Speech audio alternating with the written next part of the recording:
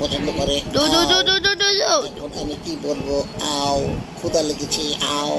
আরে ও মোটু, তুমি বাতাসে কিভাবে উঠছো? ডক্টর ঝটকার কাছ থেকে কোনো যন্ত্র নিয়েছো নাকি? আরে আও আমার সব সবজি গেল কোথায়? আও আও, এখন ওটাও খাও। আরে এসব কিভাবে খাচ্ছো? আমি তো কিছুই দেখতে পাচ্ছি না। আলু খুব মজা।